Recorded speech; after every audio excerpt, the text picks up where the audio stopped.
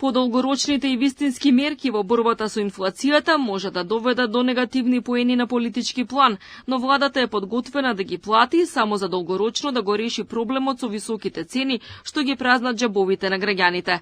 Според премиерот Мицкоски, замрзнувањето на маржите или цените се покажа како неефикасна мерка, затоа што праксата покажала дека цените останувале на исто ниво додека траела таа мерка, но потоа ограничувањето на маржата се прелевало во другите месеци и цените на крај повторно биле повисоки. Тој смета дека нема никаква дилема дека е подобро да се справи со евентуални негативни реакции со цел граѓаните и фирмите да не плаќаат премногу. За мерките да се формулираат ќе треба уште некое време, но засега владата не соопштува во кој правец и како ќе реагира.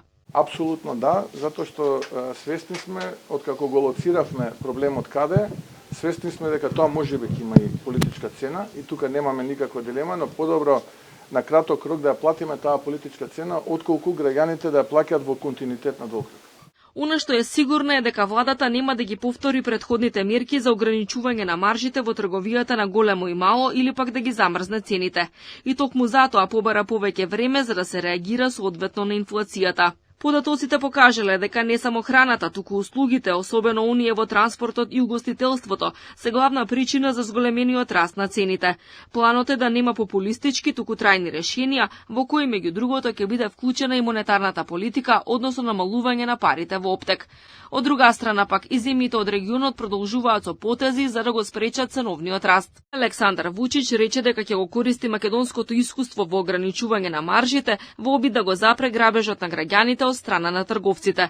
Тој очекува поевтинување на производите и до 20% во наредниот период. Европските држави пак имаат просечна инфлација околу 3%, а оние од еврозоната 2%. Најслаби резултати има во Романија, каде што е измерена инфлација од дури 7,84%. Брзиот раст се случил откако во јуни завршило ограничувањето на цените на струјата наметнато од владата.